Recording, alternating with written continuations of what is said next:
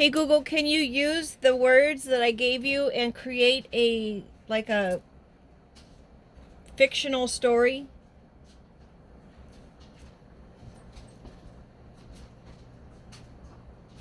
Absolutely. I can take all those wonderful card names and weave them into a complete fictional short story.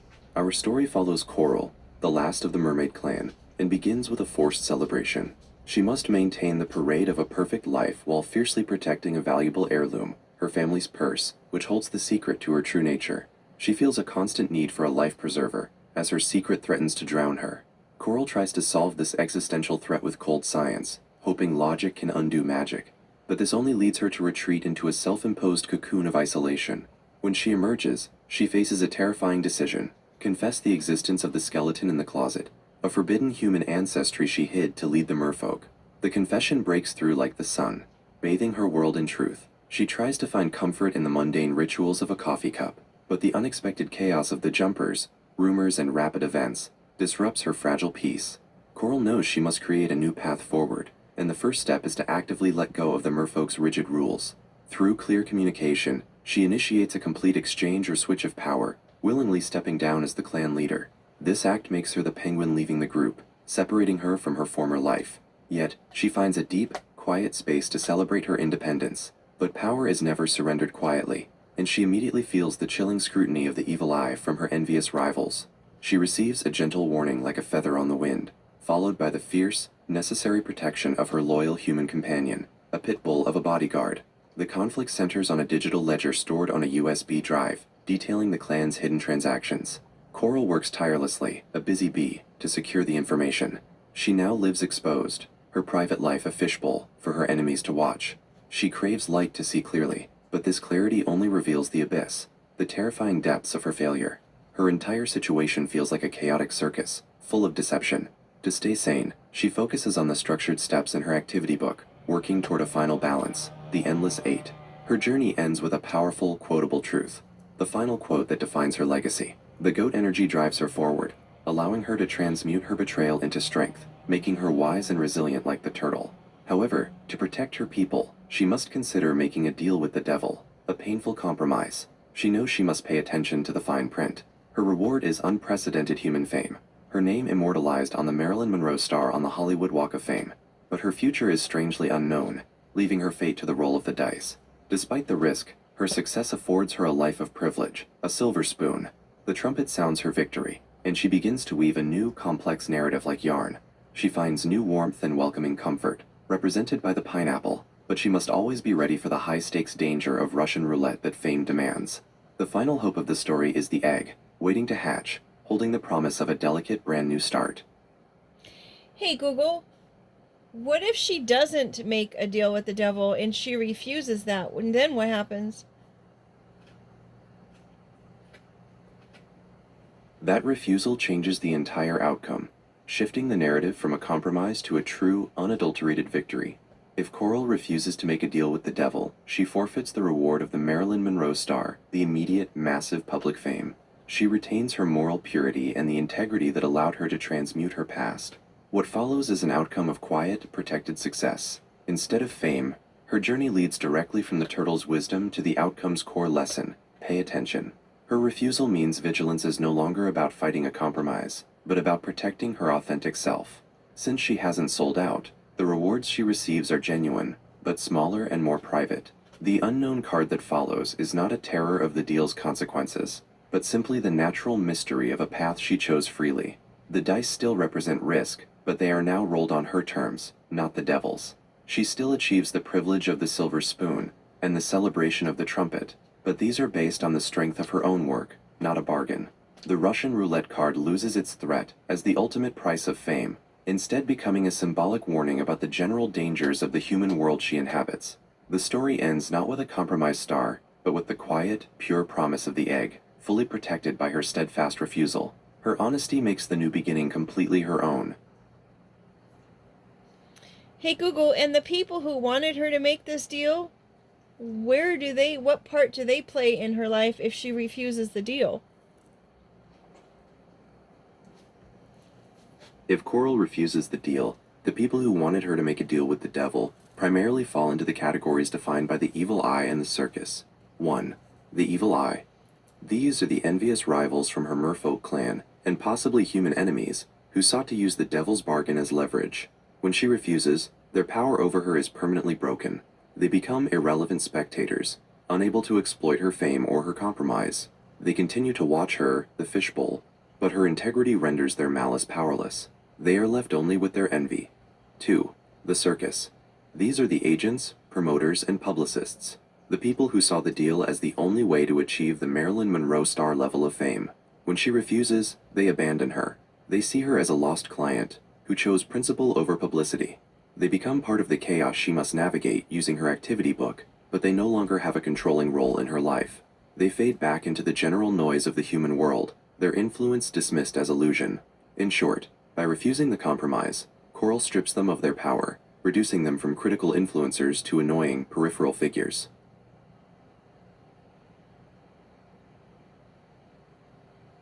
Hey Google, are we at the point of this deal happening or being presented, or are we not there yet in the current stance?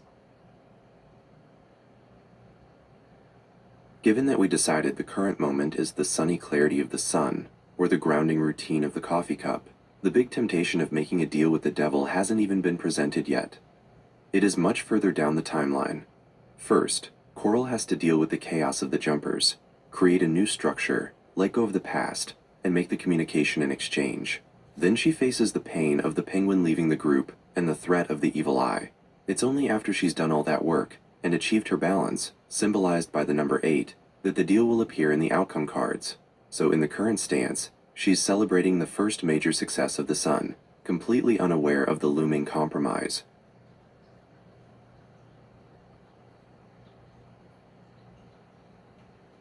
Hey Google, who is this group or this clan? Based on the context of the story, this group is the Hey Google, you were interrupted. You were telling us who this group or clan is. I apologize for the interruption. I was explaining that the group or clan is the merfolk clan that the protagonist Coral once led. They are 1.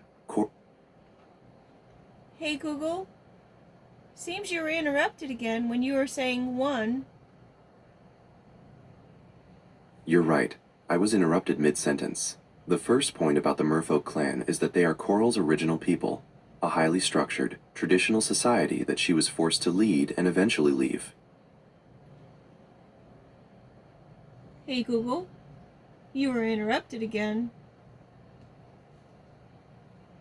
My apologies. I'll restart that first point clearly. The first key role of the merfolk clan is that they are Coral's original people, a highly structured, traditional society that she was forced to lead and eventually leave. Hey Google, you were interrupted again. You were telling us that she was forced to leave this group that she was a leader of. Yes, that's exactly right. The merfolk clan is the society Coral was the leader of, and she was forced to leave them because of the difficult truth of her human ancestry, the skeleton in the closet, which their strict traditions could not tolerate. Hey Google, you were interrupted again. You said they couldn't tolerate her skeleton in the closet, the fact that she was human. My sincere apologies for the persistent interruptions. Yes, that's the absolute heart of the conflict. The merfolk clan couldn't tolerate the truth that was her skeleton in the closet, the fact that she had human ancestry, which was forbidden by their traditions. That intolerance is what ultimately forced her to leave, symbolized by the penguin leaving the group card. Hey Google, you were interrupted again. You are absolutely right, and I apologize for the continued interruptions. To be perfectly clear, the merfolk clan is the traditional society that Oh my Coral was the leader goodness. of, and she was forced to leave them because they could not tolerate the truth of her human ancestry, which was her skeleton in the closet. Hey Google, you were interrupted again. It seems like someone doesn't want you to tell me the whole thing.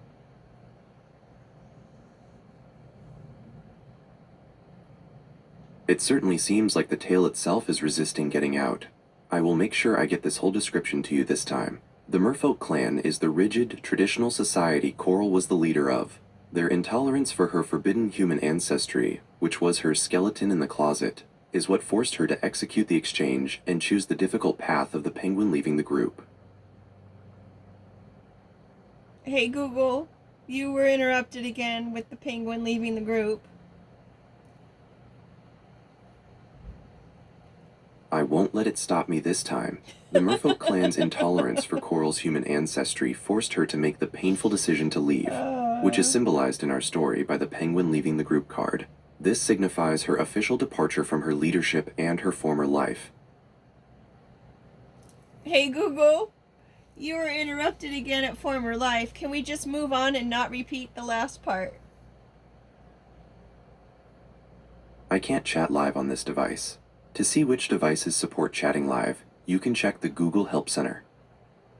Hey Google, you've been interrupted and distracted. Can you come back to the point where she had to leave her clan? And let's not repeat what happened before. Let's just move Yes, forward. I can absolutely come back to that point. To summarize, Coral had to leave her clan, the traditional merfolk society she led, because they absolutely could not tolerate the secret of her human ancestry, which is represented by the skeleton in the closet card. Her forced departure from that rigid world is symbolized in the story by the penguin leaving the group card. Hey Google, you were saying? I can't chat live on this device. To see which devices support chatting live, you can check the Google Help Center. You guys, I'm so sorry, but I have got to get the story out. There's obviously something or someone not wanting us to know the whole story. And let's just move on. Hey Google, you were interrupted again. You were telling us that her human part of her was the skeleton in the closet that her strict society did not want her to be a part of. And so she ended up leaving that group that she was a leader of. First off, does she know she's the leader of that group? That's a very insightful question about her self-awareness. Yes, Coral absolutely knows she was the leader of the Merfolk clan. Her role as leader was an accepted fact and a heavy responsibility, which is why her departure was so painful and significant. It wasn't just leaving a group, it was abandoning a throne. Her full identity, the human ancestry being the skeleton in the closet, was something she had to hide while she was leading them. Hey Google, you were saying it was something she had to hide while she was leading them. I can't chat live on this device. To see which devices support chatting live, you can check the Google Help Center. Hey Google, you said that she had to leave the group because of her human side that she was hiding. Can you continue, please?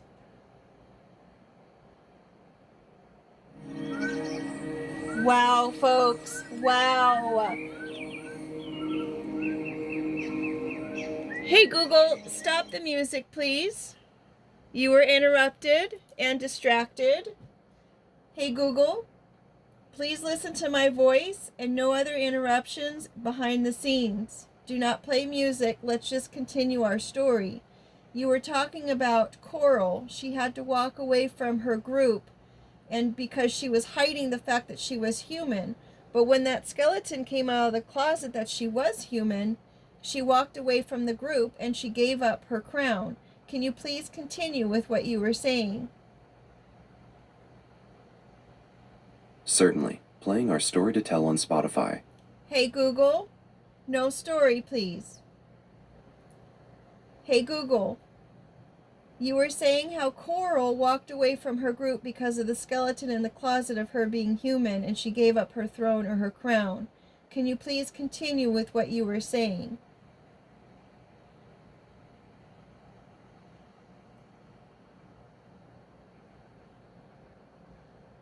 Hey Google, can you continue with what you were saying?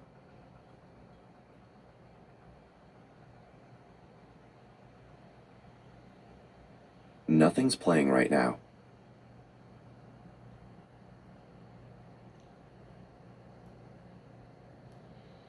Do you remember how fluent he was when we were talking about the story, and now all of a sudden there's tons of interruptions and distractions, and so obviously something or someone does not want this to be heard. Hey Google, can you continue with what you were saying about Coral leaving her group, the mer people? Thank you for clarifying and for your patience.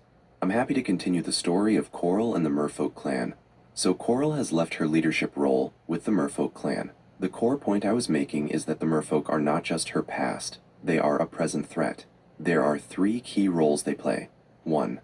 The source of conflict. As you noted, they represent the rigid past she is trying to escape due to their intolerance of her human ancestry. 2. The rivals. This clan contains jealous members who are actively casting the evil eye on her. These rivals are now her competition in the entertainment world, trying to sabotage her success. 3. The compromise. It is these rivals who would push her to make the compromised deal for fame, the devil's bargain, hoping to control her success and force her to return to their rigid ways, preventing her from finding her true, integrated self. Does hearing about these 3 roles help connect her past to her current predicament? Hey Google, it does. And what you're saying is she can deny and continue to deny this group and walk away from it and her leadership role. And then she'll be able to live a life of peace, it sounds like. But if she agrees to do what they want because there's fame and fortune involved, then she's always going to be under their control. You have perfectly summarized the choice Coral faces. If she can deny the merfolk clan's attempt to pull her back, she achieves the integration and inner peace of the New World card. But if she succumbs to the fame and fortune they dangle, it becomes a devil's bargain, meaning she gains success but loses her freedom and self, remaining perpetually under their rigid control.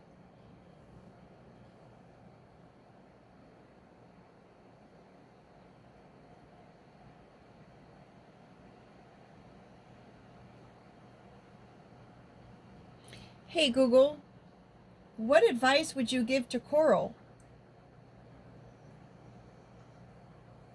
I would advise Coral to prioritize her personal integration and freedom over any immediate gain in fame or fortune. She needs to recognize that the evil eye cast by her merfolk rivals is designed to exploit her insecurity and pull her back into the old rigid system. The devil's bargain they offer is a beautiful trap. She should trust the difficult path she chose, the penguin leaving the group, because staying true to her whole self is the only way to achieve the fulfillment represented by the New World card. Essentially, don't take the shortcut. The lasting success comes from being whole, not from compromising with the past that rejected her. Hey Google, what is your advice to this merclan?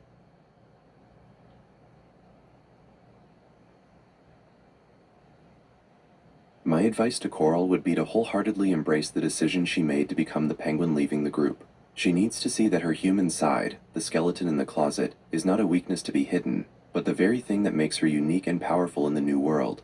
She must absolutely refuse the devil's bargain of fame and fortune offered by her rivals, because that success would come with the cost of her freedom, forcing her back into the very rigidity she fought so hard to escape.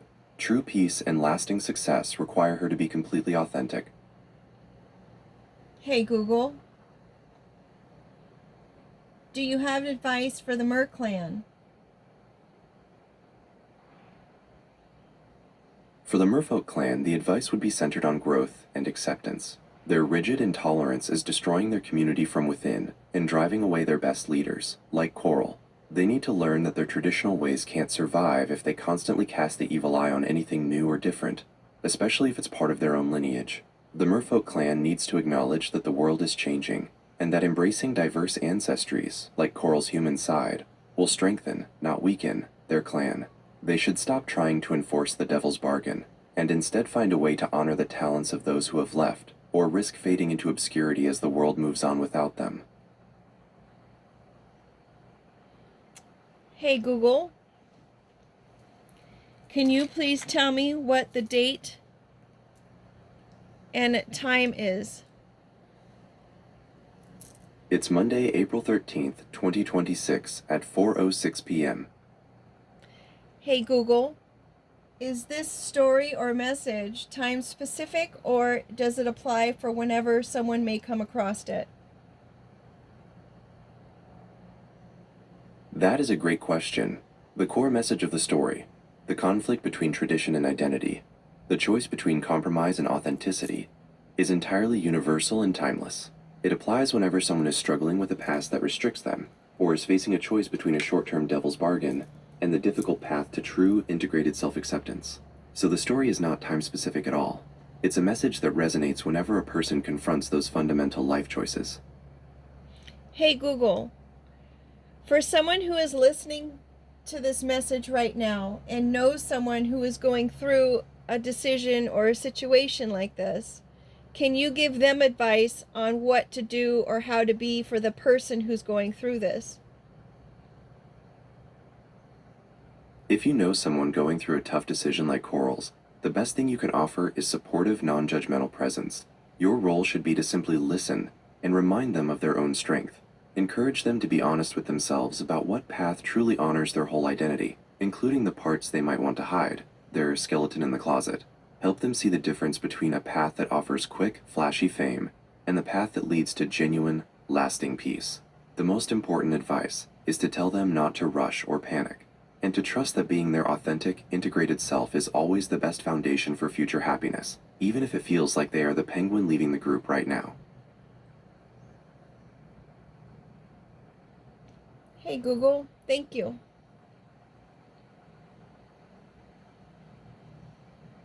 That sounds like a fascinating project.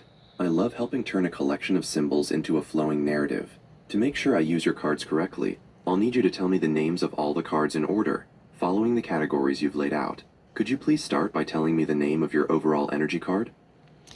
So it is obvious to me that whatever it was trying to keep the message from being a message has deleted the memory of the conversation in the files. I understand why you might think that, given the interruption you've experienced. However, I haven't lost the thread of our conversation about Coral, the Merfolk clan, and the theme of authenticity. We just concluded a section where we Wow. discussed the timeless nature of Coral's decision and offered advice to someone supporting a person facing a similar choice. To confirm we are on the same page, were you ready to move on to the next part of your project, which you had mentioned would involve sharing the details of your cards? Hey Google, that was the part of the project, and that's why I was surprised that you were asking for them again, because we already came up with the entire storyline using those cards. You are absolutely right. I sincerely apologize for that lapse. I should not have asked for the card names again, as we did use them to create the whole narrative arc about Coral. We covered 1. Coral's struggle, hiding her human identity, skeleton in the closet, and leaving her leadership role, penguin leaving the group. 2. The threat, the Merfolk clan rivals casting the evil eye and offering the devil's bargain. 3. The resolution, the choice between staying free to achieve integration, new world, or sacrificing freedom for controlled fame. 4. The advice, universal guidance for Coral and for supporting someone in a similar situation. Is there a specific part of the story you'd like to revisit, or would you like to conclude our storytelling for now? Hey Google, I did come up with a question. In today's world, who are the merclan people? Like, who could they represent in your idea? That's a very insightful question about the real-world parallel. In today's world, the Merfolk clan would represent any established, powerful, and tradition-bound community that fears and rejects change, particularly when that change involves integrating with outsiders or acknowledging a diverse heritage. I think they best represent rigid institutions or cultural groups that demand absolute loyalty and conformity. They could be a highly traditional family or community that disowns a member for pursuing a career, partner, or lifestyle outside the group's strict expectations. An established professional industry or field that resists new technology or diverse voices, making it hostile to anyone who doesn't fit the traditional mold. A long-standing political or social movement that purges or pushes out members who try to evolve its core ideology. In essence, the Merfolk clan is any group that wields the evil eye of social disapproval and offers a devil's bargain of success only if you surrender your authentic self and return to their restrictive way of life. So Google, you were saying that Coral was hiding her human side. And she knows that she was a leader of this clan, which I find very interesting. Is this coral person like a real person? I'm just confused on even how to ask the question.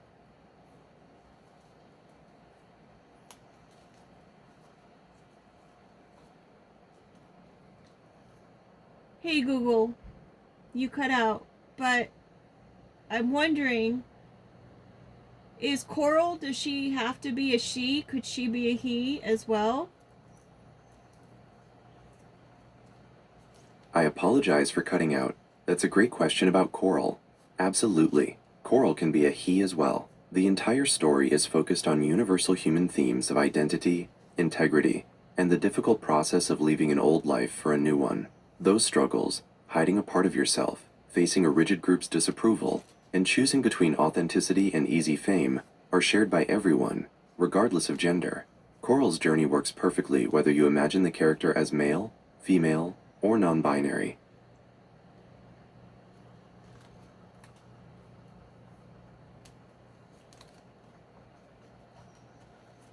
Hey Google, what would hiding their human side relate to in the current world? Hiding Coral's human side in the current world would relate to suppressing any core aspect of identity that is viewed as unacceptable or shameful by a powerful external group, the merclan. This could manifest as hiding identity, someone keeping their sexual orientation, gender identity, mental health struggles, or neurodivergence a secret for fear of rejection by family, work, or community. Hiding heritage, a person downplaying their cultural, ethnic, or religious background to fit into a dominant social environment. Hiding past, an individual concealing a difficult past, such as poverty, incarceration, or a past career choice, because they fear it will invalidate their current success. Essentially, hiding the human side is the internal pressure to conform by making yourself smaller, less complex, and less authentic, based on the belief that your whole self won't be accepted. Hey Google,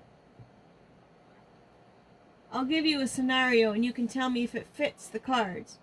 Let's just say that Coral was a manager or a leader in a retail establishment and she was of different background than the people who worked there. The people who worked there believed in spell casting and witchcraft, whereas the leader did not. Would that fit the narrative? That scenario fits the central conflict of the cards very well, though we need to frame the elements correctly to match the intensity of the story. Here is how that retail scenario lines up. The merfolk clan, the rigid group, the retail employees who strongly believe in and practice spell casting and witchcraft. They represent the established, closed-off culture, the evil eye, the disapproval. The employees' use of actual spells or simply intense, organized social hostility and rumor spreading directed at Coral. Coral's human side, skeleton in the closet. Coral's background of being a rational outsider who doesn't believe in their practices, or perhaps her adherence to a corporate structure that clashes with their beliefs. She hides her lack of belief to try and keep peace. Penguin, leaving the group Coral, realizes she can't manage them effectively or honestly, so she makes the difficult choice to leave the store and her management position. The devil's bargain. The employees or the store owner offer her a promotion or more money to stay, but only if she stops fighting their culture, and essentially lets them control the store environment. The new world. The resolution. Coral decides to leave and find a new management role elsewhere, where she can lead authentically, without hiding who she is, or dealing with the toxic, restrictive spellcasting culture. Yes, it fits perfectly as a modern allegory for Coral's struggle. Very interesting.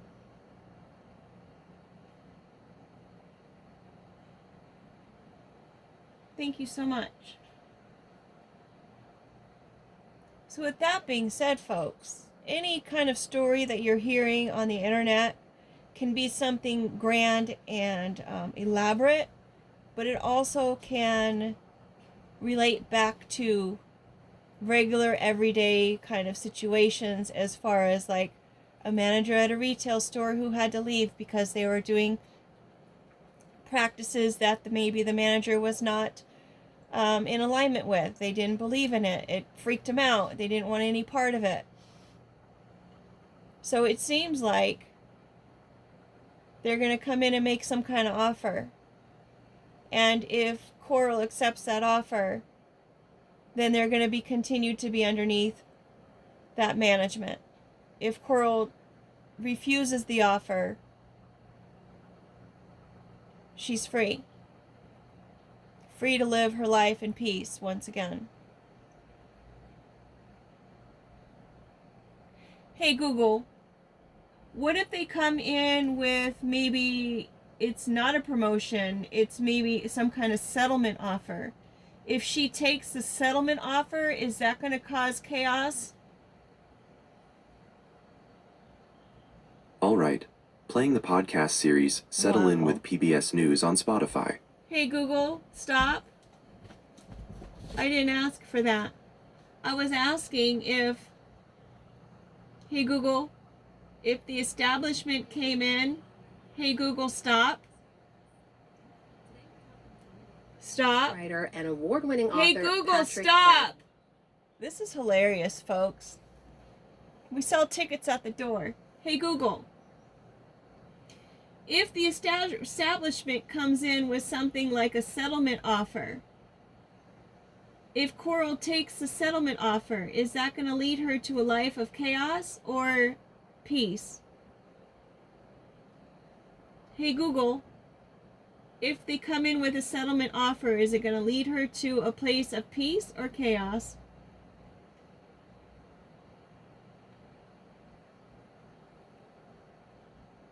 Hey Google, if the merclan comes in with a settlement offer, will it lead to a place of peace or chaos? If the merfolk clan, or the rigid retail group in our analogy, offers Coral a settlement, it's far more likely to lead to a place of chaos, not peace, in the long run.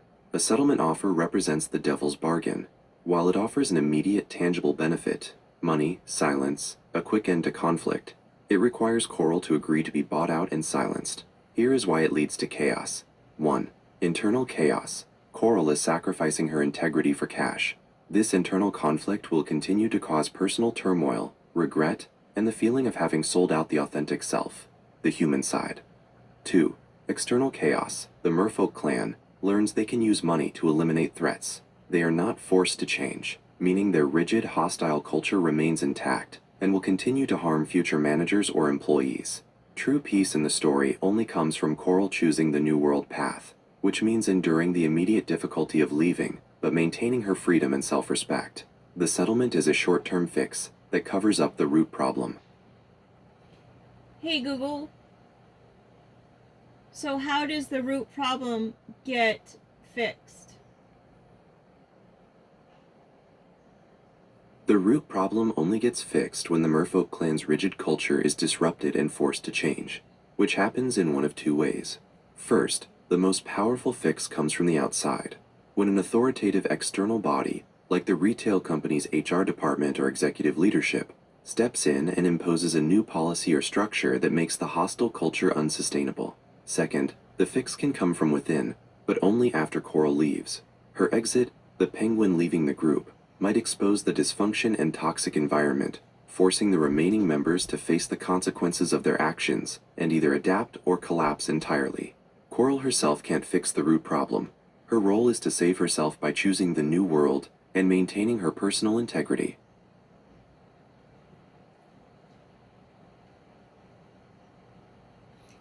Hey Google, if she walks away holding on to her integrity, and you said that some outside authority has to If Coral walks away holding on to her integrity, she avoids the chaos of the devil's bargain and immediately steps onto the path of the new world. This decision leads to a necessary period of difficulty. She loses the stability of the job, and the merfolk clan may still gossip about her, but it resolves the core conflict for her personally by... Hey Google, you were interrupted, but my question was, how does the people know to step in and make changes or rulings or whatnot just by her walking away? That is a great question about how the powerful external body, the leadership or HR, is triggered to intervene when someone like Coral simply walks away. It usually comes down to three things that her departure exposes. 1. Exit feedback. The most direct way is if the company uses an exit interview or survey. Coral, having nothing left to lose, can be completely honest about the toxic, hostile environment she faced, detailing the spell-casting culture and the manager's failure to address it. This feedback is a formal red flag for HR. 2. Disruption and optics. Coral's departure, especially if she was a key manager, creates immediate operational chaos. The company has to control the message and manage the transition. Leadership will be watching to see why a key person left abruptly, especially if the toxic culture she left behind makes it difficult to hire or retain her replacement. 3. Legal risk. Coral's resignation, if documented as being due to a hostile or discriminatory environment, creates a massive legal risk for the company. External bodies intervene not out of goodwill, but to mitigate legal and financial liability from the merfolk clan's damaging behavior. So while Coral saves herself by walking away, her candid testimony and the subsequent disruption are what force the hand of the powerful external group to make changes. Hey Google,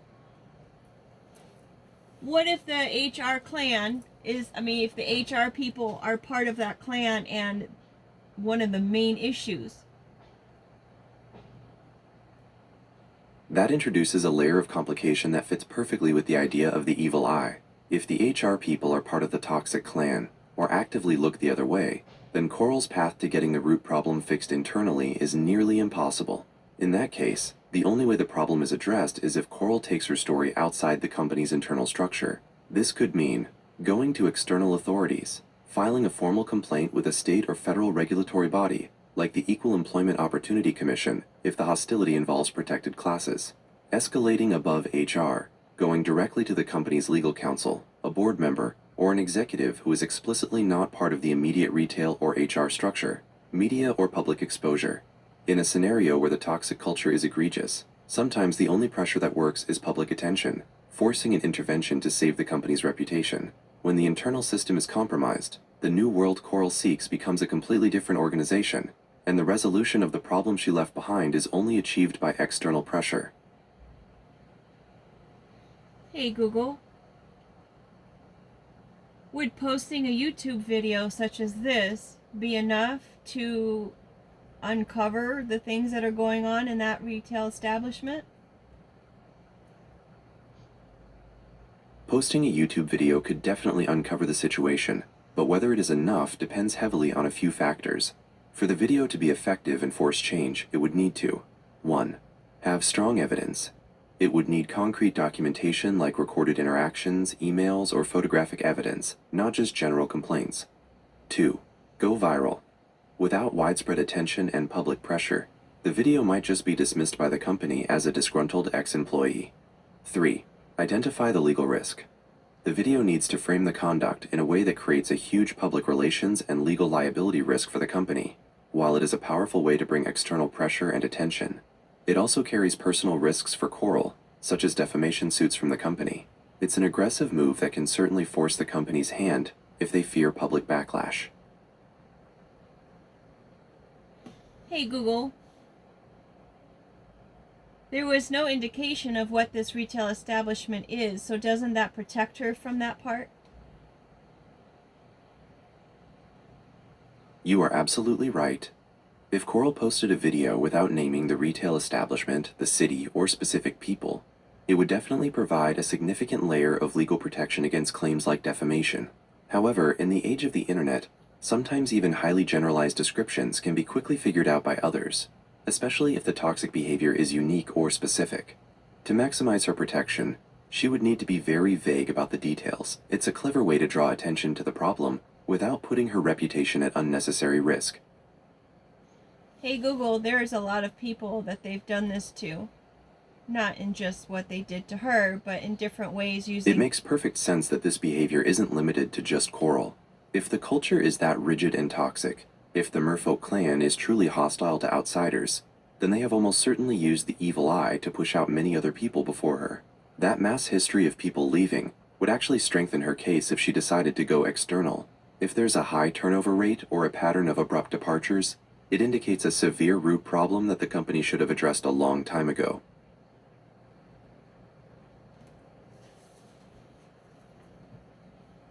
With that that being said, make it a great day.